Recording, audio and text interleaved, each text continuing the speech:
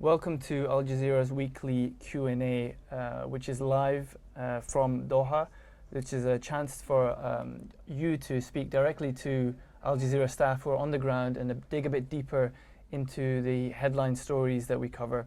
Today's episode is on the Mosul offensive. I'm joined by my colleague Awad Jouma, who is a a news editor here in Doha, covers the stories from the newsroom, but has spent the last couple of months coordinating Al Jazeera's coverage in northern Iraq, specifically on the Mosul offensive. You can send your questions directly to him, either on Twitter or on the YouTube feed that you're watching right now. And I'll put those questions directly to Awad. Awad, tell us first of all, as a journalist working on the ground on the Mosul offensive, how difficult is it to cover that story? Because you're either embedded with the forces on the ground or you're at a bit of a distance. How easy or difficult is it, and what procedures do you have to take into account when you do that? When the Mosul offensive first took off around October 17th, it was fairly easy to cover the war because the war, so to speak, started in the Kurdish-controlled areas. So a lot of the media crews already had access to that area. It was facilitated by the Peshmerga Kurdish forces. So it was fairly easy. But as we got closer to Mosul itself, and then when the war moved into Mosul city or the outskirts of the city itself, for some of us and the international media, it became a bit more difficult. For the vast majority of journalists, there was only one way to cover the war, and that was being on an embed of some sort with the Iraqi security forces or the Kurdish security forces. And of course that comes with all the challenges that comes with being embedded with any military in the world, covering any war. Yeah, when you're embedded, you don't really have a free hand to see what you want to see always, to say what you want to say. Is that right? I would say in this instance, journalists obviously had to rely on the protection of the Iraqi security forces, but nevertheless, I would say we did have, or the networks that were in and the journalists that were in did have some sort of freedom. It wasn't as strict as it would be normal on a normal embed, because in some instances it was a classical embed where you're actually sitting in the Humvee of the Iraqi army forces, and other instances they simply providing protection on the way in, so you're constantly behind their lines. But I would say we got a good glimpse of what happened inside Mosul, but of course we could only cover one side of it. You could really never go, unless you're crazy, to go into the other side and actually be embedded with ISIL, which obviously doesn't welcome journalists at all. So how do you cover that perspective then? How do you get information from inside Mosul when there's an offensive taking place from areas which are still controlled by ISIL? I would say as Al Jazeera Media Network, we in many instances were very fortunate. We had a very strong network of local journalists. Several members of our network itself, and our journalists come from Iraq itself. They have families, they have friends. We have undercover journalists and stringers who are working in Iraq in various parts, including Mosul. So even though we might not get the full picture, but we always had a sense of what is actually happening in certain areas where our stringers could go to, or where our local connections would give us some information of what's happening. Obviously, it's different being there as a journalist telling the story yourself, but we did get an idea of what's happening. And ISIL itself, of course, also provided videos of how they saw the war unfolding. For us sitting here, it's perhaps difficult to understand the complexity of what's going on out there, and obviously the narrative that's painted often doesn't fit into a 2-3 minute segment on the news. Can you give us an idea of the different forces at work in this conflict? Who's fighting who in northern Iraq? This war now has been taking place for almost 3 months. It's entered its third month effectively.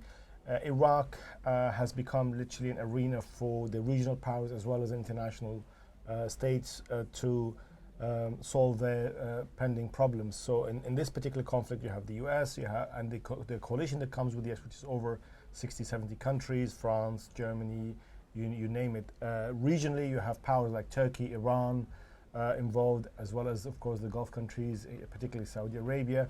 All these forces have stake in Iraq. So Iraq, in many ways, have become an arena for various Middle Eastern regional conflicts and disputes. And each of these countries trying to assert itself, its interest in the Iraq war. And we saw it particularly with Mosul, where we saw Iraq and Turkey particularly go head-to-head over Mosul. Turkey, of course, have been saying that Mosul has a distinctive character. It has historical links to Mosul. There's a substantive, actually the vast majority of the city is of Sunni origin. It is a diverse city, but the big majority is Sunni. So the Turks were saying they were concerned, for example, by the sectarian nature of this war, and they wanted to protect the people of Mosul and the nearby towns. Meanwhile, Iraq was trying to assert its sovereignty over its own territory, and they nearly went to head at the UN, actually, each one saying, breaching my sovereignty, and the Turks were saying, we were invited into Iraq to help the Iraqi army, because when ISIL overran Mosul and the rest of the territories in 2014, Iraq was pretty much helpless and needed a lot of help to get back on its feet. Lots of stakes, a lot of countries involved. So you've explained Turkey's motivation. Why is the US, Iran, and why are the others involved in Iraq in a conflict which was billed initially as being a short-term conflict, but it looks like it will continue for a long period now? Exactly. The Iraqi Prime Minister, Haider Abadi, from day one, have been saying this is going to be a short affair, will be done by the end of this year, 2016. We now, December 21st, there's like 9-10 days left of this year, and they're very far away from ending the war in Mosul. If we take a step back and look at the US involvement in Iraq, as we all know, it all started from 1919, even people argue much more before, but if for us of, let's say, the 90s and 80s generation can all remember the Bush war on Iraq in 2003, and the origin of this particular conflict, the Mosul conflict, many would argue really goes back to the US invasion of Iraq in 2003. As we all know, the US invaded and occupied Iraq for many years. The nature of the Iraqi society changed dramatically as a result. For many years, the Sunni minority in Iraq predominantly controlled Iraq. The fact that the Americans went in totally changed that political landscape, and a Shia government rose to power. And subsequently, the Sunni community started feeling marginalized, etc., and the situation got very complicated. And for many Sunnis, they started feeling that they were marginalized in the country, and some obviously went as far as going to ISIL. But of course, the vast majority of Sunnis did not go with ISIL, even though they in the beginning welcomed it. So the US involvement, having spoken to many commentators and analysts on the ground, they feel that the US right now's involvement in Mosul is, one, obviously to defeat ISIL, which constitutes a threat to everyone, but also to somehow safeguard the tarnished legacy that the US left and the mess that the US left after they left in 2007. I'm gonna put some questions that are coming in from YouTube to you now, and just a reminder to our audience that you can put your questions directly to Awad, who's spent the last couple of months in northern Iraq coordinating our coverage of the Mosul offensive. So first question from YouTube is from Omar. He's asking, do you think the western side of the city will witness more intense fighting, or will it be easier to take than what's taken place so far? A simple look at if you take a look at the Al Jazeera reports that have come out of East Mosul, and for the matter of sake, anybody's report, you'll see that East Mosul is what people refer to as modern Mosul. It's the eastern side of the town. And if you look at the pictures, you'll see wider streets, not so narrow alleys, and the fight there has been a different nature.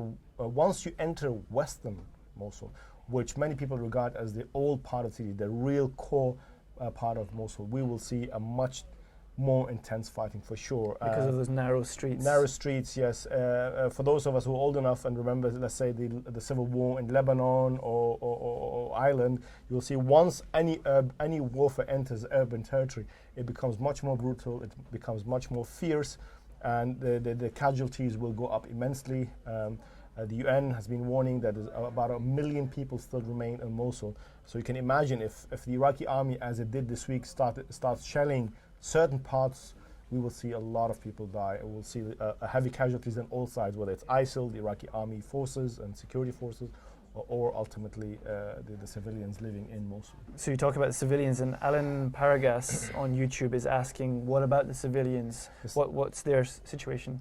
I recently actually put a comment on my Facebook saying, this war has many parts to it, but there isn't really any good guys, but the biggest victim has clearly been women, children, and the elderly.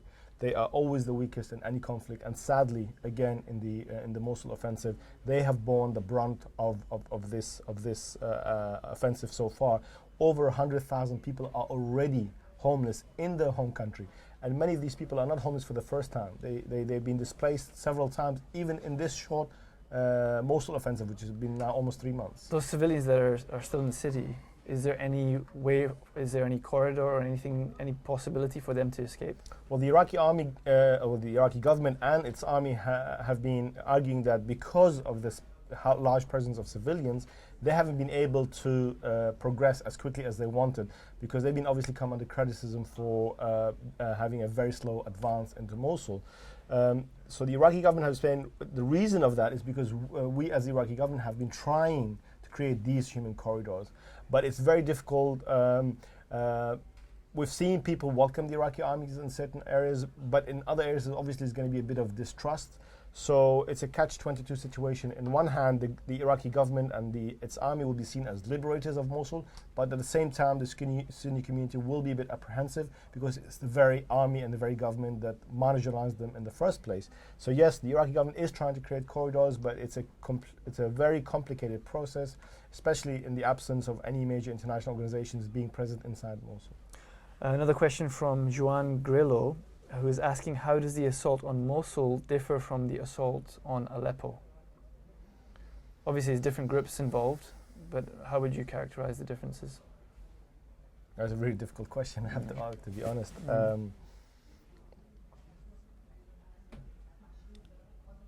I think the difference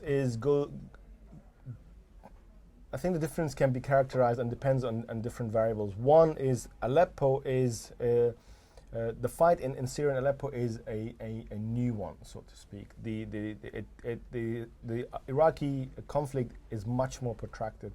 Iraq has a history of violence. Some would argue that the problems and the instability in Iraq goes back to the 80s when Iran and Iraq was at war, and then when the US invaded in 2003, etc. Whereas in Aleppo, the war there happened much more spontaneous. There was a massive popular uprising against a brutal dictatorship. And as a result of the crackdown of the Syrian regime, military groups started coming up. Whereas in Iraq, the ISIL and its sisters, so to speak, whether it was Qaeda or other militant groups in Iraq, they have much more deeper roots in the community, and the conflict between the central government and these communities goes much deeper. Doesn't ISIL have a lot of foreign fighters as well, though? That's, to be honest, that's one thing I personally thought for a long time. I thought that ISIL was compromised of mainly foreign, say young European Muslim or Chechen or Caucasian or whatever, young foreign fighters. But when we went to cover Mosul war in the first time, which was in 2014, and again now in 2016, it became very clear that a big majority are actually Iraqis. We got to meet some of these ISIL fighters under detention in the KRG government, and they were young Sunni Iraqis, and they were predominantly villagers, farmers, or young employee in government offices of various types, and they were simply disenfranchised, unhappy, feeling marginalized. Some of them had spent a lot of time in prison, so. It's not only from her. Actually, the vast majority. I lost my thread there. The vast majority are actually Iraqis, and many argue that they are from the ex-regime, the Saddam Hussein regime, Ba'athist, which could explain the sophisticated weaponry and factories that ISIL has managed to muster in this war, which is actually quite incredible. And maybe we'll get to talk about that in a bit. I have a lot more questions coming through on YouTube now, so I'm going to put some more of them to you. A question regarding the situation on the ground. Zugravu on YouTube is asking, isn't a siege of Mosul a better solution than street fighting, urban street fighting, and the current offensive, just maintaining a siege and containing what's going on in Mosul? The Prime Minister of Iraq, Haider Abadi, has in last few weeks more than once asked his military leadership to actually reassess the way the Mosul offensive has unfolding. The Iraqi security forces, let me just quickly explain. The Iraqi security forces are made up of really different agencies. You have the federal police involved, you have the counterterrorism elite forces involved, you have the various Shia militias involved, and obviously you have the air cover from the US. So the way the offensive has been unfolding so far has been a direct classical push where the army, in this case, almost 100,000 fighters as part of the coalition against ISIL, fighting against about 5,000 to 7,000 ISIL fighters. Some big estimates would put the number at 15,000 ISIL fighters. But let's imagine 100,000 people moving in from the various parts onto Mosul, trying to fight classical war, meeting ISIL almost face to face, so to speak. That has proven disastrous for the Iraqi army. At the moment, they entered the first district in Mosul, which is called Gogjali, in eastern part of Mosul. They met severe resistance. I mean, even though the streets were wide, we're not even talking about narrow alleys, as one of the viewers said, which we'll see much more in western Mosul, and already they were coming under heavy fire. Don't forget, ISIL has had about 2 years or more to fortify itself. So they've dug very intricate tunnels underneath every stronghold they had. And that caught the Iraqi army really off surprise. So the Iraqi army would go in, clear whole district, neighborhood, raise the Iraqi army flag and say, we've captured this area. Come nighttime, ISIL fighters pop up from everywhere and start taking hits at the Iraqi army, inflicting severe casualties. And we saw that in some of the media coverage on some of our competitors' channels and our own, where ISIL would literally send in, let's say, 2-3 ton car or truck towards an army convoy that's moving, and bang. And before you know, they have 20, 30, 40, maybe more, maybe less Iraqi army casualties. So it's really been very difficult for them in the eastern part, let alone what you're going to see in the western part. So just to final point, so whether it should be a siege or not, if they lay a classical siege, which they have been trying to, the biggest consequence we will see out of it, which if we compare it with Aleppo again, then we'll see mass starvation. And already people have been saying there's water shortages, there's electricity shortages, there's medicinal shortages and food shortages in Mosul. So that would be catastrophic, and you will hurt the civilian and not necessarily get the outcomes that we want or that the Iraqi army wants. HazoTube on YouTube is asking, what's your view on the Kurdish position after after Mosul is cleared of ISIL? That's really a Tandoor's box, the question about what happens after Mosul. Many people seem to think, and there's an illusion that the world's problems and Iraq's problems will be solved the moment ISIL is defeated in ISIL. But it's a really complicated terrain. The Kurds have been having had a tense relationship with the central government for a long time. This is an issue that goes back to from Saddam's regime and even before. The Kurds have obviously an aspiration of establishing their long sought after dream of an independent Kurdistan. Now, that's what the Kurds hope. Now, what's going to happen actually after the Mosul offensive is really difficult to predict. But if we look at the indicators, there's certainly going to be a Kurdish Shia tension or a Kurdish, let's say, central government tension. Already Haider Abadi has more than one occasion come out and said the Kurdish forces must go back to the lines way before the Mosul offensive. So not only the central government in Iraq doesn't want the Kurds to keep the current borders that they have managed to establish. They wanted to give up even areas that they were in control even before the Mosul offensive. And the Kurds are very adamant. They say, look, when ISIL came in, everybody ran away. The Iraqi army literally left their weapons and bases and ran away from Mosul and many other areas.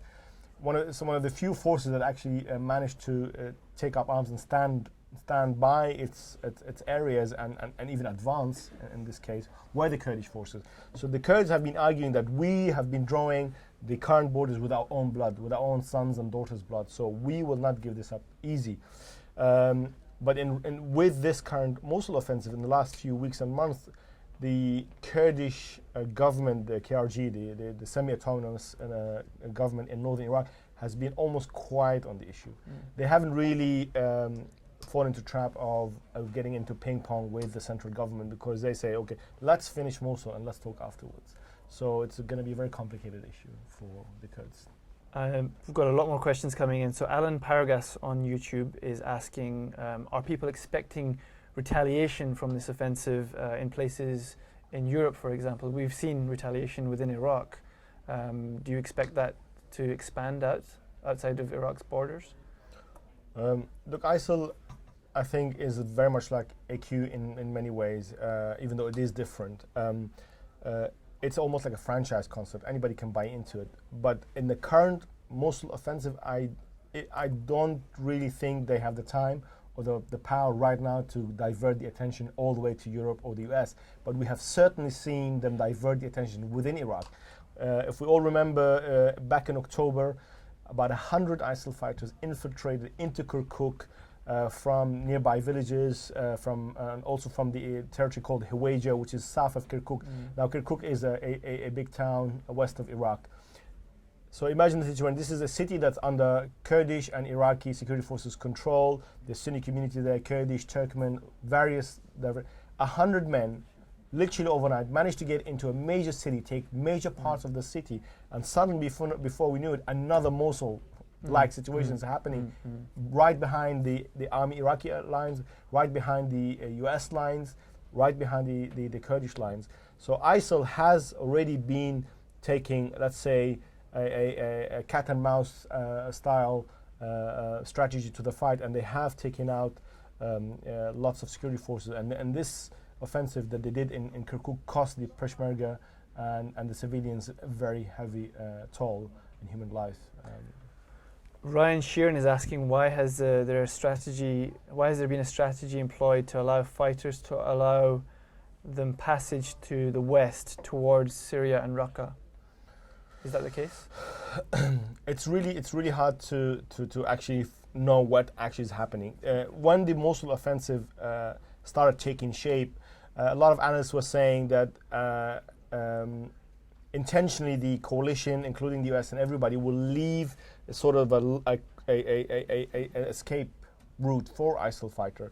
But what we actually seen on ground is that the Shia militias and the Iraqi various security forces, they actually closed off that little narrow window that people could have escaped from, or the ISIL fighters could have escaped from.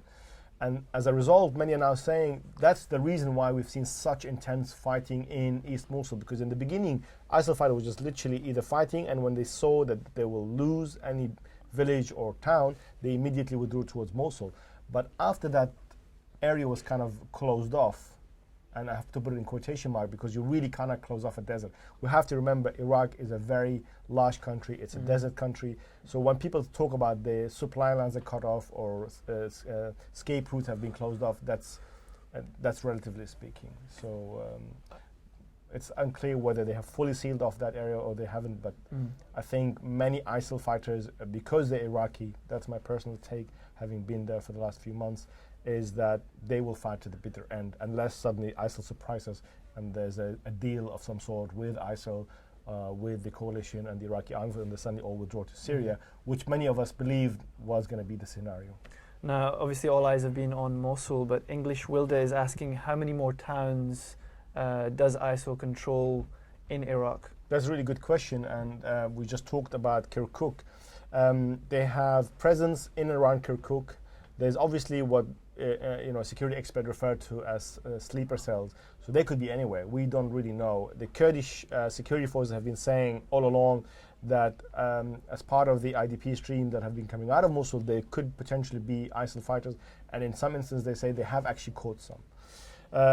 Apart from Kirkuk, where they have some presence around it, there's Huwayja. Huwayja is an oil town, and it's been under control by ISIL since 2014. And many people, including some of the senior counterterrorism leaders in the KRG government, have told us that they were really surprised by why the Americans and the Iraqis and the other international coalition partners who are fighting ISIL, why didn't they take Huwayja? Why was ISIL allowed to have pockets way behind the offensive line, so to speak? So Kirkuk, Huwayja are two major centers for ISIL, and Tel Afar, which is west of Mosul. These are the three major pockets that they have currently. We had a question earlier from somebody called HazoTube on YouTube, and he's come back again with a second question, a follow-up question. He was asking about, he or she was asking about the Kurdish position after Mosul is cleared, saying that he or she is Kurdish in Kurdistan, 10 kilometers from where this is taking place, from the crisis. And he said, we are sinking, or we are basically surrounded by refugees from Mosul. There's not enough shelter for them.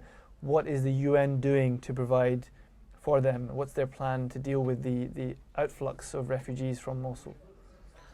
Look, the UN has certainly, I'm sure the UN is doing its best like it does in any other conflict. I'm not going to sit here and defend the UN, but all I can say, it's an incredibly complicated situation. And the UN, for various reasons, because in the end, the UN is the sum of all the countries in the world and what they provide for this Mosul coverage or this Mosul offensive. The UN has been saying that they have not been given enough money and funds to be able to deal with this complicated situation. They say they've done their best to accommodate all these IDPs. But the Iraqi government and the UN we've seen, and we haven't really managed to get to the bottom of why and what's going on, but there is a tense relationship between the Iraqi government and the UN at the moment, and has been for a few weeks because of what's happening. Each other kind of, or at least the Iraqi government is blaming the UN for not having done enough to prepare. But when we go on the ground and you go to, let's say, Khazar camp, or you go to Makhmur camps or Debiga, both the KRG and the UN have done quite a lot to accommodate IDPs. But imagine the situation of over 100,000 people are fleeing Mosul overnight, literally. This all has happened in the amount of time of 2 months. So even with the best of intention, I think it would have been really difficult, let alone if there has been discrepancies or there has been lack of effort. Now, obviously, it's hard to take on the UN, but definitely not enough is in place. But that's always a challenge, and we've seen it in Syria, where the situation is even more dire in Aleppo and other places. You were talking earlier on about the historical context to all of this, and Asad Karim on YouTube is asking, how was Saddam Hussein able to control such a volatile region, and what is the basic shortcoming in the present government of Iraq that has led to the rise of such strong autonomous armed militias in Iraq? A really good question. First of all, it was a dictatorship. So any dictatorship that is good at its job of being a dictator will rule fairly effectively. And that's number one. Number two, we have to remember that the Iraqi army was an incredibly strong army. The Iraqi security forces were incredibly strong. Just the Republican Guard that belonged to Saddam Hussein was over 100,000 men. So on a security level, on a political level, there was quite a cohesive state. Even though it is because it's a dictatorship, it was quite cohesive. There was a lot of opposition to Saddam Hussein, and Saddam Hussein did not govern Iraq in a peaceful way, so to speak. It wasn't a ride or picnic by any means. Let's not forget that throughout the decades of Saddam Hussein's reign, I believe there was 1 million or two of Iraqi opposition families, members who were outside of Iraq, even including certain members of his own family were either killed or were exiled. We all remember the famous stories of his the men who'd married into his family and taken some of his daughters were exiled and then come back, and some were killed, etc. So Saddam's reign was, yes, effective, but it was brutal. It was a dictatorship, but it was by no means a ride in the park. What happened is, and that's what we were saying earlier in the conversation, that why is America involved? America was involved because it's trying to salvage the tarnished image. Iraq, and the Iraq that we know of, is a direct product of what the Americans did in Iraq. If we go back to 2003 and imagine a major army was literally overnight switched off. It was dismantled and everybody was told to go home.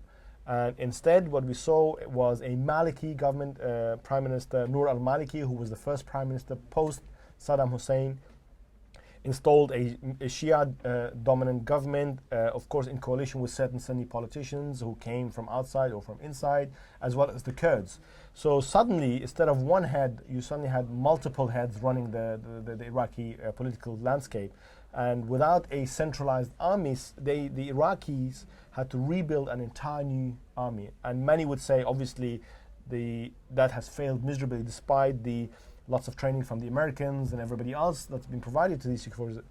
They haven't managed to reinstall a cohesive state or reinstall a proper army. And that obviously gave a way to the militias that we've seen, alongside with the political fragmentation that Iraq witnessed post-2003. So then going back to Mosul, if and when Mosul is cleared of ISIL, who is going to govern, who is going to provide security there, who is going to oversee that? Otherwise you will end up with the vacuum that you had before, and the frustration and anger that you had before among the Sunnis in Mosul. How do you think that's going to be, how is Mosul going to be governed? Again, a very, really tricky question. Yeah, that's a $1 million question. On paper, really, it should be the Iraqi government and it should be the Iraqi army and the various security forces. However, this once very diverse city is now predominantly Sunni. A lot of the minorities have left or are under ISIL detention. Like, for example, some of the Yazidis are still under the detention of ISIL. Turkey, as we mentioned earlier, would like to see some sort of representation for the Sunni community somehow in the Sunni community areas, including Mosul. What kind of deal is going to be? It's really hard to predict. The current government hasn't really outlined its vision for post-Mosul. To this day, we seem not to have learned the lessons from the 2003 war when America invaded Iraq.